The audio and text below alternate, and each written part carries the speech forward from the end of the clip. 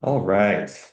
Good morning, good afternoon, good evening, everyone. Thank you for joining us today. I am Jason Walls from QA Cafe and the Purple Marketing Committee, and we have a webinar planned for you today to give you some updates on the recent prplWare 4.0 release and the new updates that we've made to the certification program as well. And if you might have heard the news, we do have the first prplWare certified devices have gone out.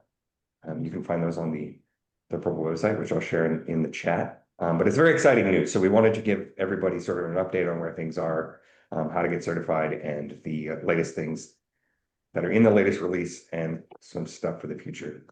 I have with me Peter Steinäuser, who is the prplOS release manager. So he'll be going over a little bit about what prplWare is, if you haven't heard it before, what's in 4.0, what's coming down the road, and then I'll hand things off to Tim, who is also from QA Cafe and the Purple Testing Committee Chair, and he's going to give an update on that certification program, some of the things that we've learned and changed, and how you can get certified and what that process is like. But yeah, I will hand things off to Peter, and then we can get started. Oh, also, we are using Zoom for this, so if you do have questions, please type them into the Q&A box, the Q&A control panel, because that lets us see them and triage them a little better. And Zoom has been acting differently lately since it's changed some features. So if you can't see the slides that are being shared, there's some tabs that'll pop up at the top for each presenter that's sharing. So just make sure you're looking at the right ones. All right, carry on. Right, yeah. Thank you so much, Jason, for the introduction. And also thank you, everybody, for joining this webinar. I want to start, as Jason already mentioned, to give you a very quick overview what is prplOS and how to get started with it.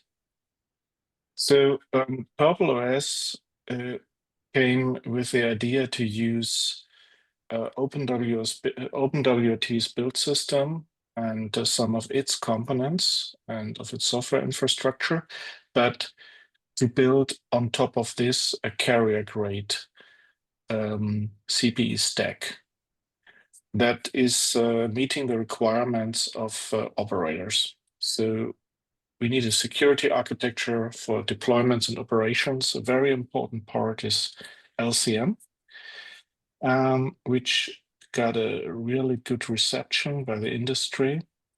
And of course, also very, very important is remote management using TR069, CWMP, and TR369 USP. And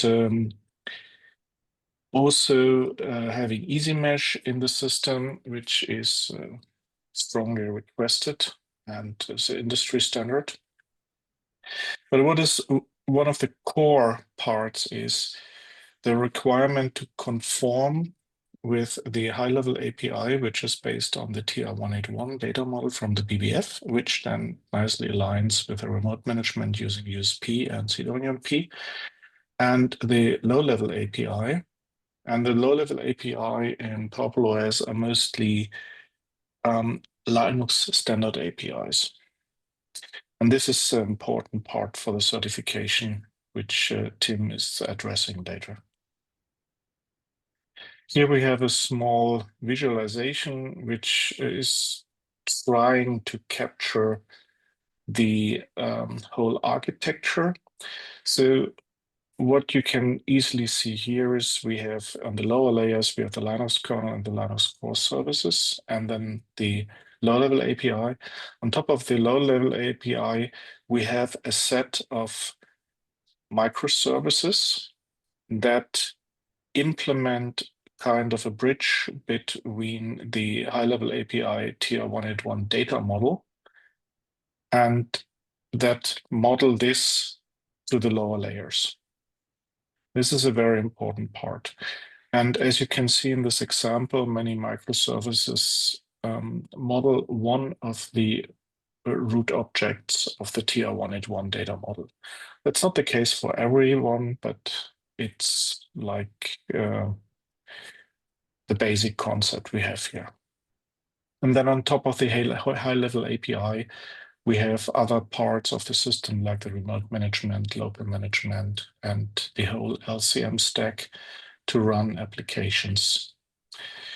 Also, maybe something to be noted that parts of the prplOS prplWare architecture are also available for RDKB. And that's why we tend just to speak about prplWare. prplWare is an umbrella for the actual prplOS plus important packages like prplLCM and prpLMesh. To get started with prplWare is fairly straightforward and simple. So if you have a little bit of Linux and command line experience, it's a low-hanging fruit. You just need a Linux distribution in a VM, for instance, or in a Docker. Including developer tools, you need Git, you need Python, you need a device that runs prplOS.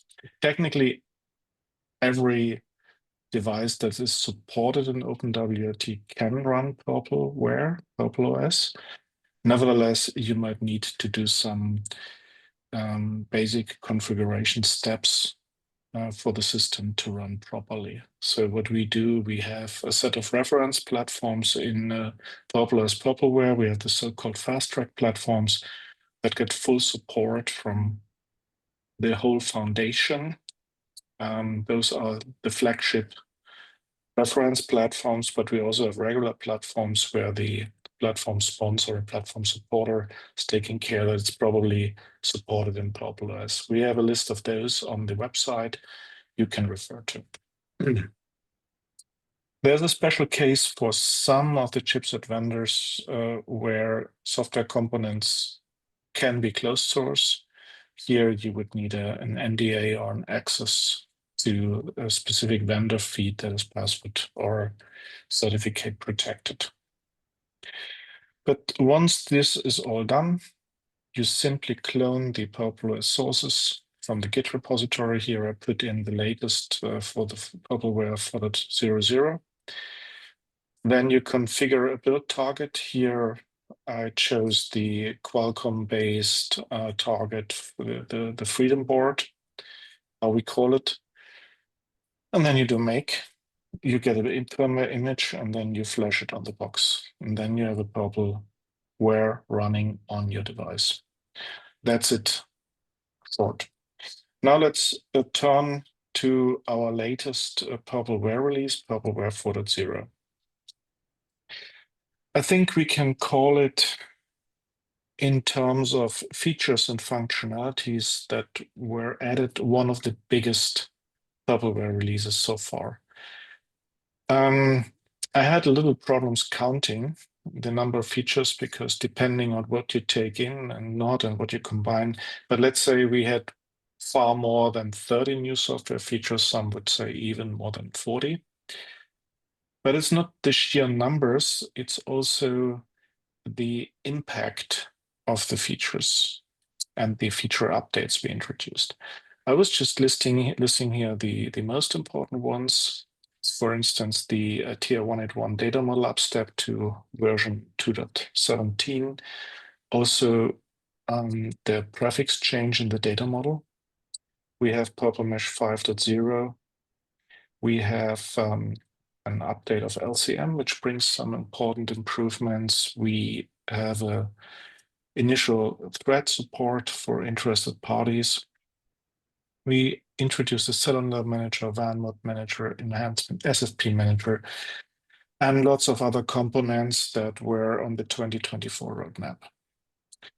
There is one step we did not do for prplWare 4.0, which was originally planned to upstep the underlying OpenWRT version that was simply postponed due to timing considerations because the OpenWRT 24.10 run late last year, so it was released in November, and we had a very ambitious schedule for 4.0. So we decided to focus on delivering the promised features over upstepping the base system. Also, we had some improvements on the hardware support.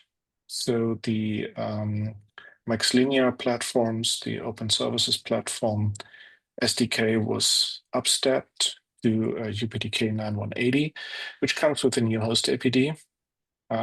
Maybe some words to that later. Also, we swapped OSPv1 for OSPv2 as a fast track platform, and we got our first regular track platform integrated from MediaTek, Arcadian, the so-called Mozart platform. The host APD situation I'm mentioning will follow us over the next releases because currently every vendor uses its own flavor, and getting the development aligned here is challenging. So on the long run, we will try to get those closer aligned. Yeah. But this is something we will talk about maybe in a year with prplWare 5.0, and we hopefully achieve that. Now let's have a little look into the major features. So what I mentioned first, the data model upstep. It's not really something that offers new stuff, but it's very, very important to align here closely with the BBF data model. So the upstep mostly affects syslog hosts, router advertisement, and firewall. Also, what we have here is the vendor prefix change. As you may know, not every parameter is standardized in the tier 181 data model yet. This is a continuous process. And if somebody introduces parameters in the data model that are not standardized, you need a so-called vendor prefix. And as you recognized maybe with the naming change from prplOS to prplWare, we also have the vendor prefix change. That was one of the most complex changes, actually, because it affects every component in the system. And we had to work with the situation that we have new contributions incoming that use the old vendor prefix, but at the same time, we needed to update to the new vendor prefix. And some of the contributors were also still using an older data model. So aligning all of this and making sure it works properly. Also here, thanks to Tim and QA Cafe for helping us with the testing, was really a complex and a challenging task to be done. So personally, I would say this is one of the biggest changes in prplOS. Nevertheless, it's not obvious to the end user. Then, of course, prplMesh 5.0. and the prplMesh Wireless Hardware Manager. So prplMesh 5.0 is now EasyMesh R5 compliant. Also an important step from the management side that the prplMesh configuration is now using ODL files like all the other system services in prplWare, prplOS. So this is consolidated now. And the prplMesh Wireless Hardware Manager was extended to support Wi-Fi MLD MLO operation, which is important for Wi-Fi 7. Also, maybe a side note, all the three reference platforms, so the two fast track and the regular platforms, are now Wi-Fi 7 hardware. The host APD alignment I mentioned earlier is the point where we have to take care that all the features we need for Wi-Fi 7, specifically later this year for prplMesh 6, which then should fully support Wi-Fi 7, MLD, MLO operations for EasyMesh R6, that the functionalities are present in host APD. Also, we have here the support for the Wi-Fi sensing phase 2. I will not speak too much about Wi-Fi sensing. As you know, there is an upcoming standard, 802.11bf, which then has a standardized way to use Wi-Fi sensing. At the moment, we have proprietary implementations. Nevertheless, there is a strong effort and a lot of work in the foundation to help standardizing the operations, getting into the details, trying to bridge between proprietary implementations and the upcoming standard. And there are several more phases coming until we are there. And this is going to take some time, but gradually we are rolling in what we could into the PWHM as well. Then LCM. As said, LCM is one of the hottest technologies in the industry that's really gaining a lot of traction. So LCM 4.1 introduces volume management. So you can now handling volumes to store application data and also keep volumes after a container uninstall and reattach them and reinstall. This should provide a lot of new opportunities for the operators' deployments. Also, one requested feature was thread support. We chose the approach to put the thread border router into a container managed by LCM. And oh, I just see I forgot to enter the name of the Bluetooth interfaces. Anyways, the reference platforms, OSPv2 and Freedom, they have a Bluetooth interface on the board. So we created like a way that the container communicates with the hardware and leverages these Bluetooth interfaces to properly operate with the thread border router in the container, which is a good example, by the way, about the possibilities what you can do with LCM today. So it's not only isolated context in the container, but you can also communicate with the hardware. And here also the TR-181 data model plays an important role in configuration and specification what the container is permitted to do. There are lots of discussions with BBS, how we model the ACLs, etc. Then also big changes were coming to the so-called WAN mode manager. The WAN mode manager in prplWare is mostly responsible for taking care to managing the broadband connection of the CPE. And with the introduction of new interfaces, we needed a couple of enhancements. So for instance, notification when the WAN mode changes. Also the option to have several WAN interface links up simultaneously, for instance, for a handover or a fallback scenario. Also, of course, in the same context, support of multiple WAN modes in parallel, etc.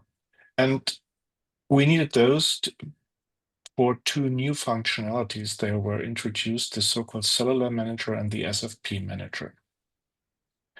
So the Cellular Manager provides fixed wireless access based on Modem Manager.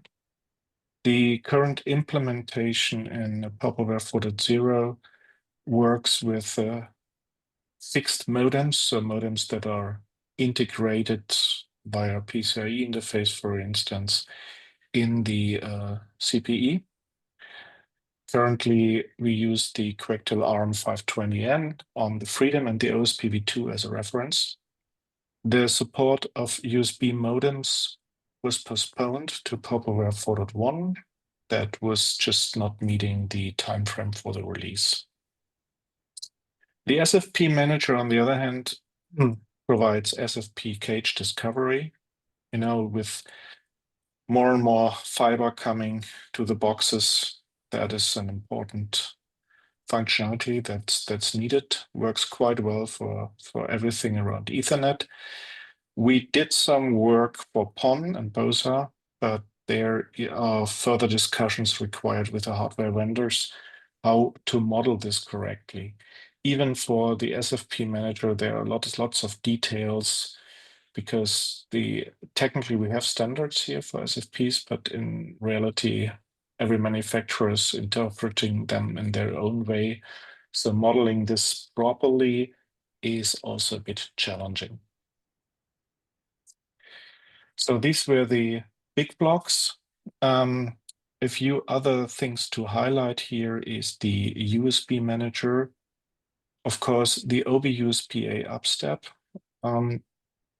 We do not talk a lot about it, but it's a very important component. It's the USB agent that is connecting the tier 181 data model at the end with the ACS if the operator is running USB. Also, the MQTT broker and broker bridge are important additions. This is specifically important because with the growing number of LCM applications, many of them communicate with their backend systems via MQTT. And what we don't want is that every single container establishes its own connection. So the idea is that they share an MQTT connection to the management system side. And that's why we have the MQTT broker and broker bridge. We have integration of hardware watchdog support. Bulk data collection is also important for the ISPs. We have the CWMP data model mapper, which helps us with bridging the gap between USP and CWMP in some use cases, thermal fault management, process float logging, generic file upload, and many, many more. The complete list can be found in the release notes, where you also get all the information about bug fixes, minor issues that we found during or after the release, and more extensive information and links. Also, and just maybe a real quick question about that, Peter. Does that that's behind the prpl member login, or is that one of the public wiki pages? that is a good question. I didn't check it, to be honest. Let's try it.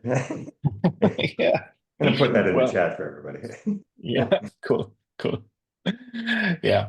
And what's currently under preparation, I didn't make a slide for that. We will have, hopefully in 2 weeks, a bug fix release for prplWare 4.01, which is addressing a couple of issues. For instance,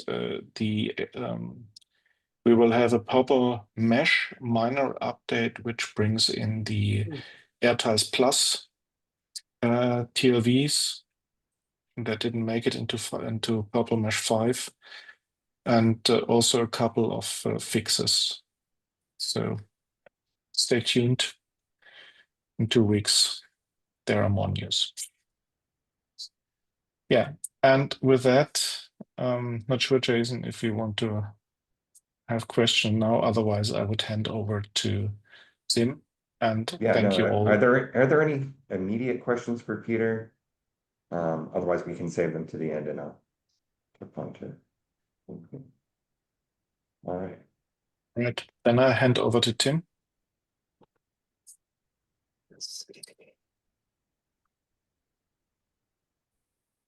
Okay.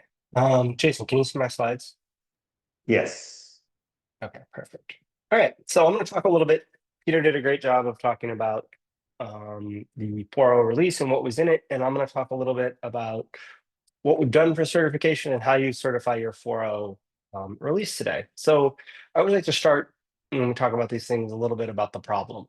And in this case, the CPE industry has many different middleware platforms, and so prpl is a place where people were coming. There was OpenWRT, proprietary solutions, all these different solutions out in the world, and prpl was coming together to sort of build this community and build an operating system that operators, board designers, and SOCs could all get together. And it's open source, which is great. A lot of people think, hey, that prevents fragmentation, and it actually causes a little bit more because it's really easy to go off and grab an open source fork and go do your own thing. So one thing that the prpl kind of set out from the beginning is they were like, certification will really help us with this. This will make sure that people are taking the open source software and integrating it correctly, grabbing all the right parts, making sure it runs correctly. And then prpl, Peter hit on this. prpl has APIs. There's low-level and high-level APIs, and you want to make sure that when you contact a device, that the right thing happens. And so when you're doing the high-level API, if you're trying to control different aspects of it, which I'll talk about more in a second, you want to make sure that works. And on the low-level side, you want to make sure that when you're trying to bring your SFP down or your cell manager, that the right things will happen. And so certification really helps that problem. So first question is, okay, so Purple has certification. How do you get Purple certified? So Purple has its own separate working group called the Certification Testing Working Group, and its goal, it's kind of unique in the working groups of Purple. A lot of them are very vertical. So there's a prplMesh group, there's a prplOS group, there's an LCM working group. All of them are very focused and excellent at working on those projects. The certification testing working group kind of goes horizontal with their vertical. And our job is to work with those individual groups to help create testing to make sure that people are doing the right thing. So a couple of highlights for whatever certification we're talking about. One thing Purple does is it's self-testing certification. So there's no labs. There's no you can run all the testing on your own and then submit the result. The certification list is publicly on the Purple website. So it's up and available. You don't need a login actually to see who's done it. It's right on the www site. And then we basically, when we set this out, had 3 certifications in mind. The prplWare certification, which is the one we have active today. That is prplOS, high-level API, prplMesh and LCM are all included in there. And then the 2 other certifications which we don't have today, but are aware that those might exist in the future, are applications. So these are applications that would run on top of the LCM. Certification for those, and then low-level deliverables, which talks about more on the chipset side and making sure those types of things work. And I'll talk about both of those a little bit more in a second. I like to just show the charter here, and this is where it's very clear. It's self-certification, open test procedures, and this talks about prplWare, low-level deliverables, and third-party apps. So that's really our charter. It's pretty straightforward for the certification working group. So how do you get certified? Here's a nice little chart we have for it. You execute the tests that you want to run. You make sure you pass them. You submit the results.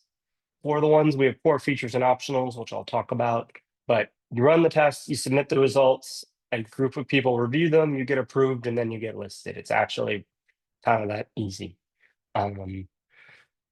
For test plans today, so what you can do today is there's a high-level API test plan that has over 2,000 different parameters in it from the data model, and there's a Purple profile that we have. The 4.0 one isn't out yet. It'll probably be out later this week or early next week. And so we have different profiles for every version. So prplOS 3.1, 3.2, and 4.0 all have different data models and different profiles because they have different features supported.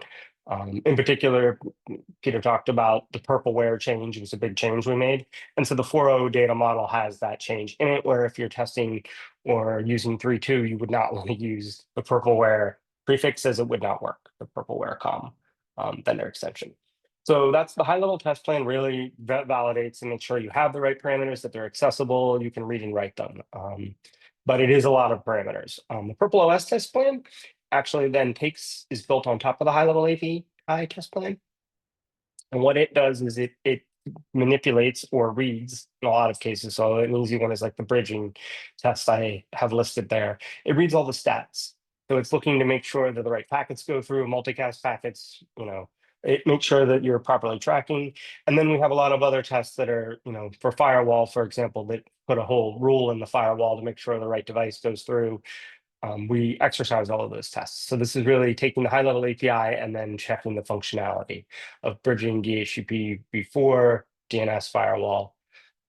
There's a new version coming out for 4.0 that will have the DHCP v6 test. That was one of the new features that was in 4.0 that we made some updates there. And so we're following the 4.0 certification. We wanted to make sure that those test cases were available. So those are the 2 test plans that are available today.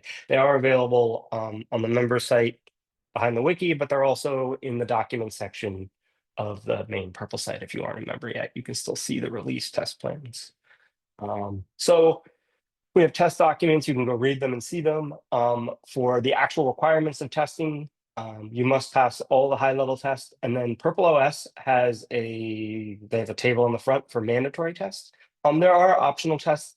An easy example I will give is there's a couple of tests that have multiple Ethernet interfaces. that need to be used, in particular for bridging. If you don't have multiple Ethernet interfaces, you're allowed to skip those tests. In the future, things like PON would be an easy example.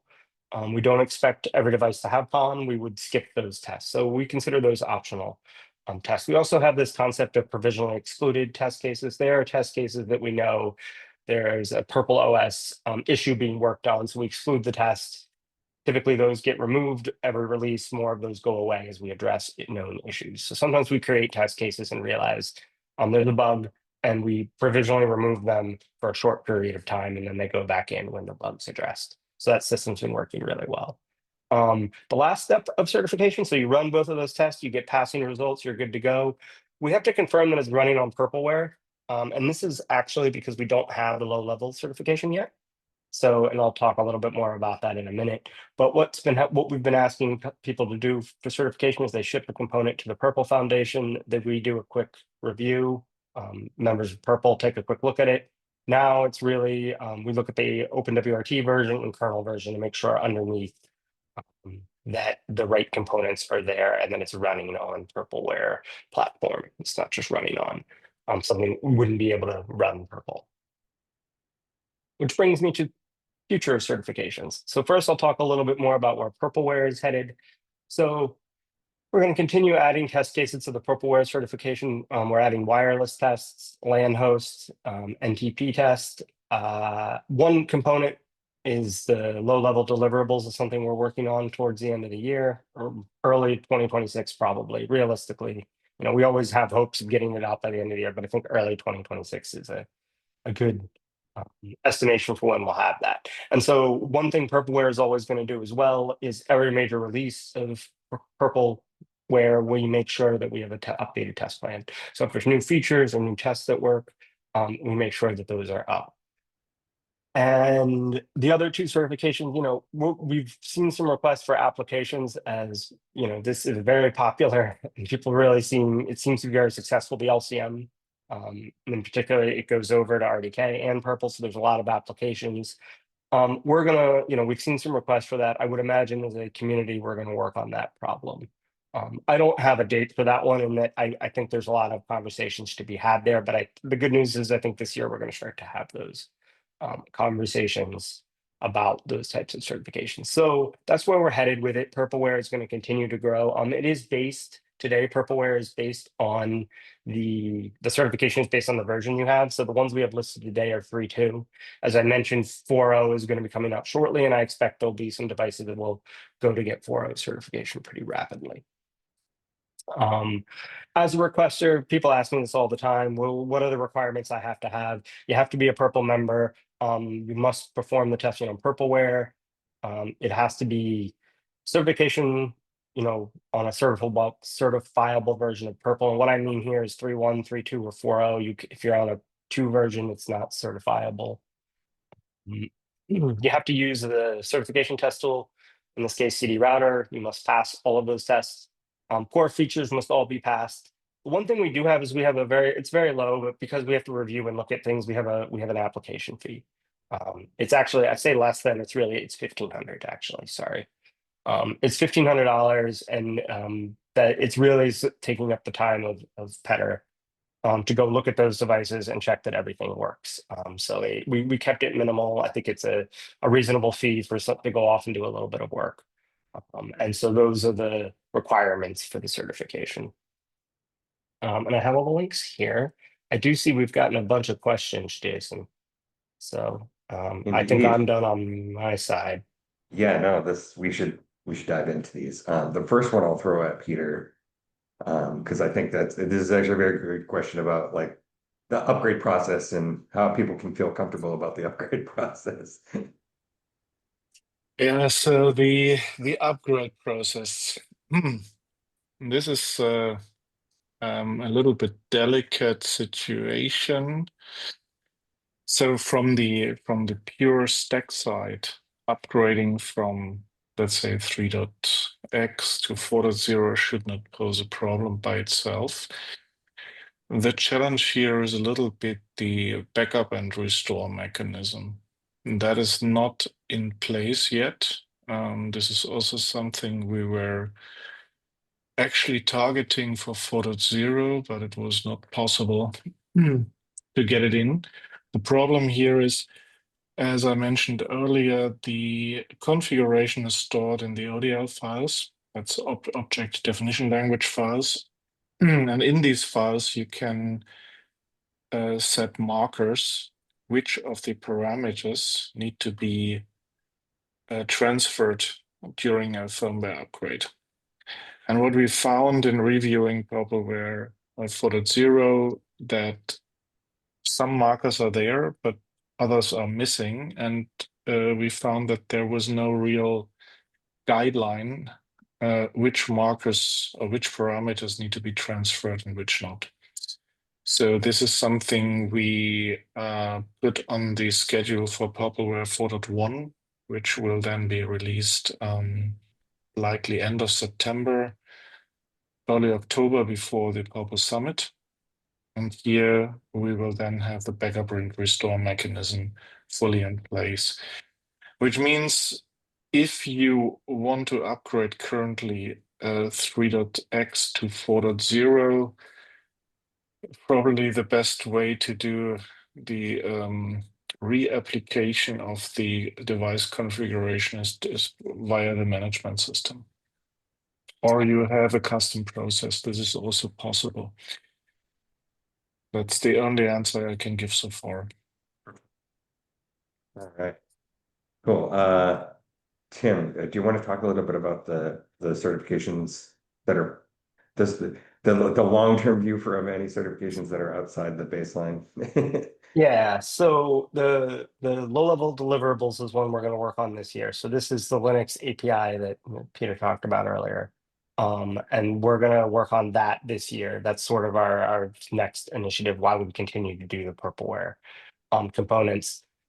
One we haven't tackled yet that I see on this list is prplMesh. I think that's one we're going to start to add more tests. I know on the CI/CD side, so it's a little bit different. Just to give people a little bit of background, certification is slightly different than the CI/CD testing the Prpl runs. And I know every day we're integrating a little bit better, just like any CI/CD program. We're always trying to improve. And we're starting to add a lot more wireless tests using CD router. And so I think there's some things happening there that will leverage for the certification in prplMesh. So the prplMesh components, as components start to come in, I think as CI/CD continues, we'll start to add wireless, more stringent wireless tests. And I think that's sort of how prplMesh will get included. And then the low-level API, we're looking for the end of the year for that part. There's that one. And then applications, I don't have a date for people. I know people always want to hear the date. We don't have a date. I think we're going to start talking about it. And if you're interested in it, I strongly recommend you come to the certification working group. Yeah, and I think we did have, oh, you have it right here, the how to get involved slide. There's, Yeah, that is the kind of thing that participating in the process is highly advisable at this point. So as we develop those test plans and the test program itself for Prpl applications, that's you definitely want to get your input in while it's happening. Maybe also a quick note on prplMesh certification. prplMesh is an EasyMesh implementation, so there is already an EasyMesh certification from the WFA. Yeah, and this is what's already run for prplMesh. So I think, Tim, if we do additional steps in the certification, that would probably cover the integration in prplWare, but not the actual EasyMesh, because this would be reinventing the wheel. Yes, I should have said that. Thank you for the clarification. 100%. Yeah, we would be testing like the data model and some other basic functionality of making sure that the prplMesh is properly integrated. We would not be doing the EasyMesh testing. Somebody else already does that and does a great job at it. This is a good question because it just came up. The kernel version should be the same as the reference platform, or should it be newer version? It can be newer. It's listed on the website. Please go take a look. I don't have the numbers in front of me, and I don't want to give you the wrong numbers. We list currently, if you go to the wiki page, you will see for prplWare, we list what version, what kernel version, and OpenWRT version we expect at a minimum to be on there. Those are minimum, not you could upgrade it newer if you need to. Right. Yeah. But here's a good one. So because, 4.0 has the cellular data model objects in there, are there plans to include those in the cert suite? It's come up. We've had a couple of operators ask about it. But it's not, it's not for everybody. So right now, to be completely honest, we're way more focused on things that apply to everybody, but it has been talked about. I wouldn't be surprised if we start adding those down the line. There's no immediate need at the moment, but yeah, I would envision us having some tests. It's in the data model. There's some things we could verify. In particular, there's some WAN failover test cases that I think would be really important, where you make sure that the cell manager goes off and on in a fail mode, right? So you bring down the Ethernet interface and you make sure the WAN. I think those would be the realistic tests that we would probably add in the future. Can we perform authentication based on Purple 3.0 to 3? If not, are I there think alternatives to prove? it's certification, Jason, I think. Oh, yeah. Certification on 3.0. Yeah, so no, you can't, right? The certifications 3.1, 3.2, and 4.0. So you would need to update to one of those versions. And that's really just timing on our end. It just happened to be 3.1 was the first one we were able to get the certification test out for with the working data model. So those are the ones that are available for. So if you're back on 3.03, you need to upgrade to one of those ones I mentioned. It's a good question. Yeah, and that came in twice. So I would say, no, it's unfortunately, no, it's not possible to get certification from 3.0 to 3. Yeah. So you can't really, I mean, I'm not going to dictate what your marketing folks say, but in terms of saying prplWare certified, no, you wouldn't be able to say that until you Yeah, I mean, upgrade. and a little bit about the life cycle. We try to keep two major releases up. So when 5.0 comes out, it'll only be 5 and 4 at that point. 3.0 just happened to be a slightly older one. It also didn't have OB agent in it. So my memory was the other catch. So there was a couple of other things going on there that we decided to start with 3.1 as a community. Okay, so we answered just this a few minutes ago. I think I could probably tackle this. Does the certification also extend to the software running on the gateways? That's a very separate conversation, and I think Tim just talked about it. So there are ongoing discussions about how to certify the applications that are running on the gateway, and if now is the time to get involved in those conversations. Yes, exactly. Yeah, so LCM is slightly different. LCM is what's running on the device, right? So that is sort of a prplWare, but the actual applications, you can see there, we want to test some integrations there. And so, but that is a new topic for us. And so I think we don't have the answers today, and that would be something we'll work on as a community to figure out the best way to do that. Ooh, here's a great question. How long can you get certified on a past release?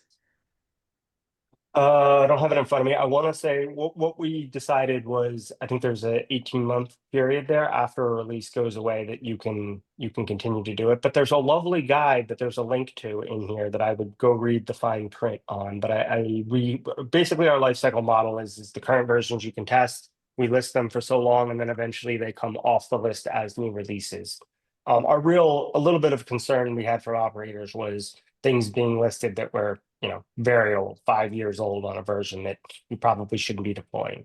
So I think it's a pretty reasonable life cycle. I've been part of certification programs that exist forever, and that causes the problem of very old ones still being listed. I've also been on programs that were very, after 12 months, things disappeared off the list. And I think this has found the sweet spot of listing current, the last two major releases, and then a grace period after that to have them listed, and then they'll come off the list at that point. Reasonably, I think you're talking 3 to 5 years will be the general what that turns into based on how Purple releases. Right. Oh, Peter, I see there is a question about EasyMesh certification, how it applies to different chipsets, but I don't know if that's in our wheelhouse to answer here. Yeah, I did read it, and I tried to figure out the exact meaning, because I mean, technically, the EasyMesh certification itself is independent on the chipset. So you can run it with QCA, with MaxLinear, with MediaTek, with whatever Wi-Fi chipset has the necessary capabilities. So the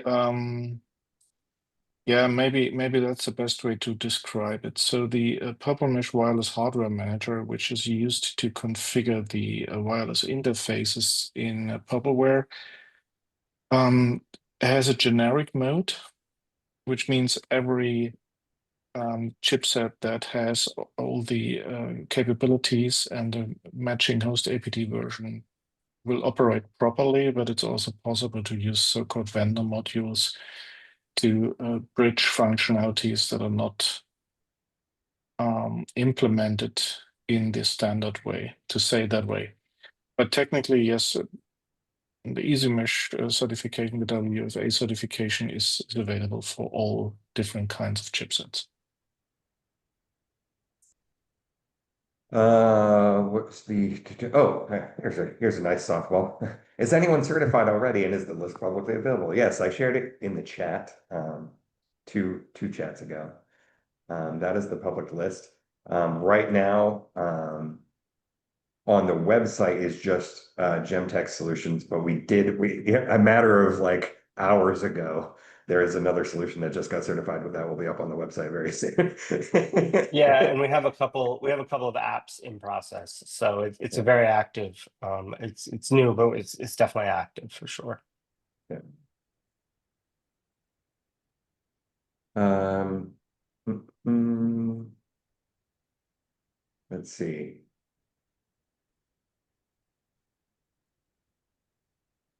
There's just a lot of questions about the impact of using the older versions. I don't know if you guys want to tackle Yeah, these I all can as talk. one.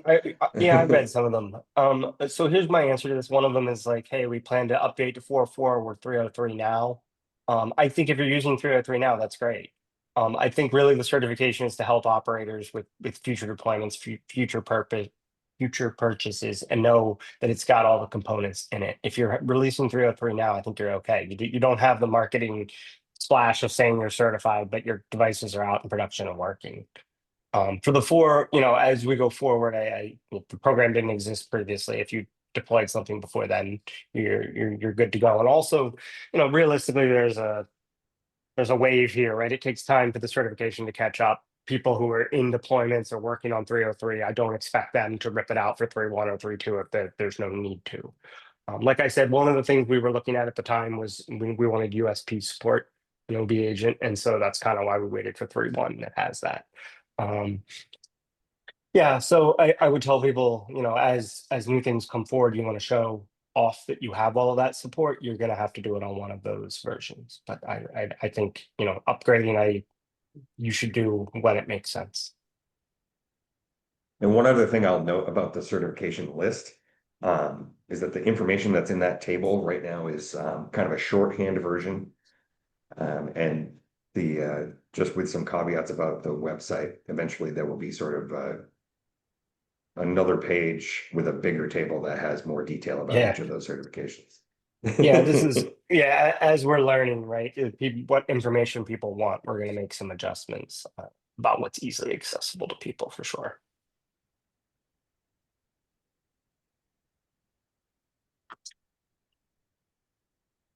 Cool.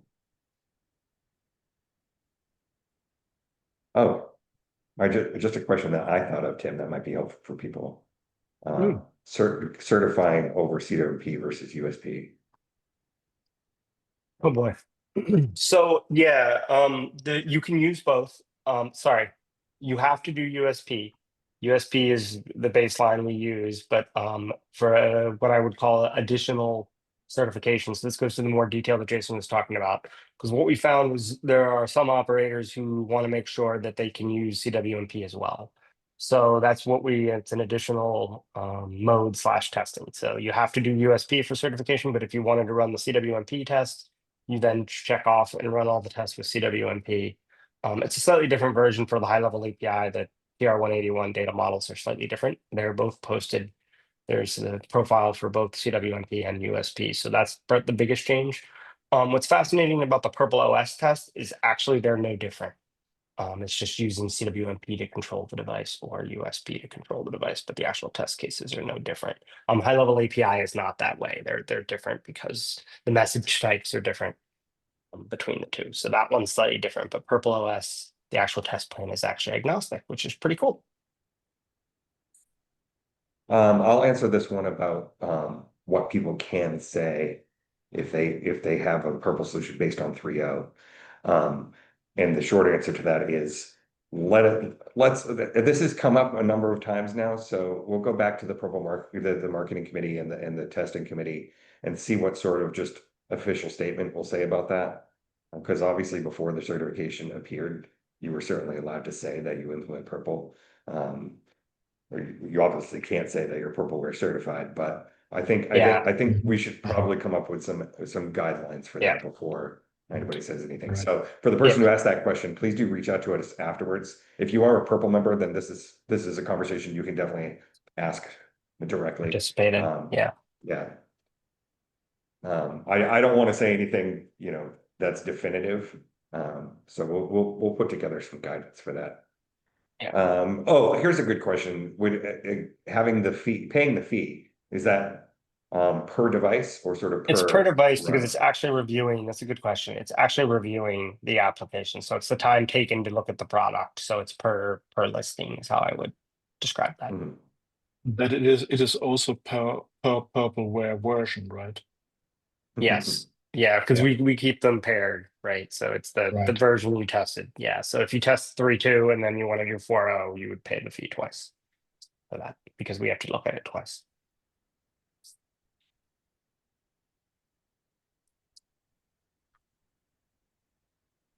All right. We do have a few more minutes. That was a lot of questions. Thank you, everybody.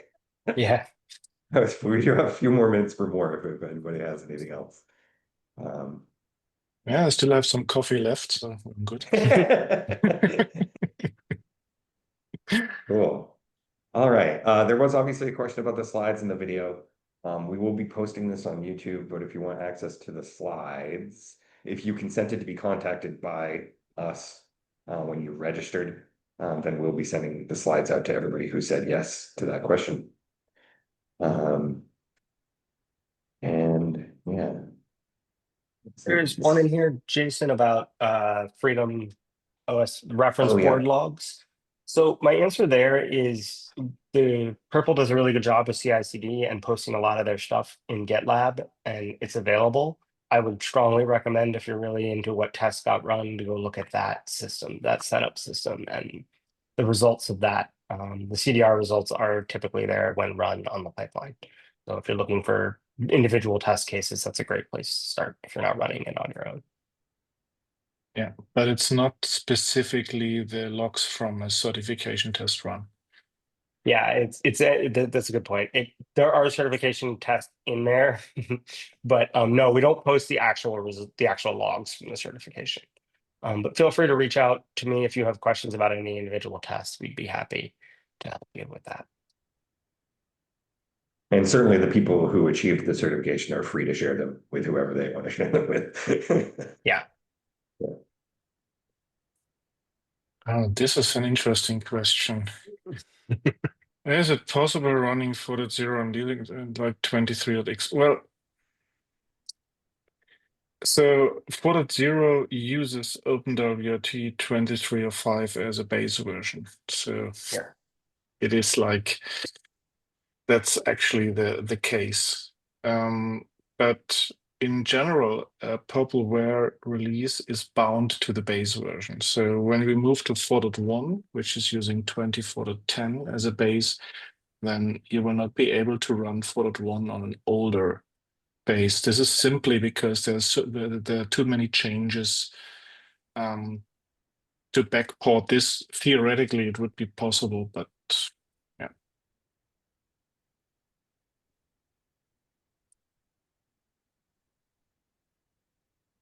All right. Okay, thank you, everybody. That was really good. I'm glad people got a lot out of that. If there is anything else you want to know, when we send the slides out, Tim did have some of those great links to everything about the certification. And the slide we have up right now about getting involved is super important.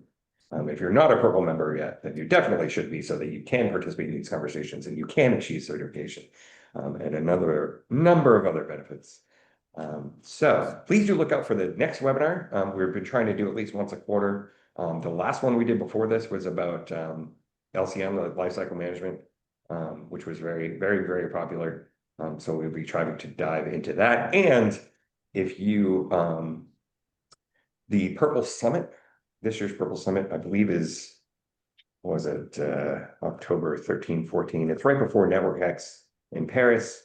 And I can actually, that's up now. I can post some.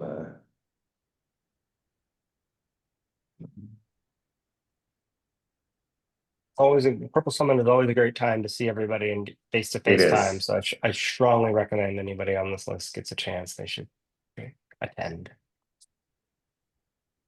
Here it is right here. I'll share that in the chat.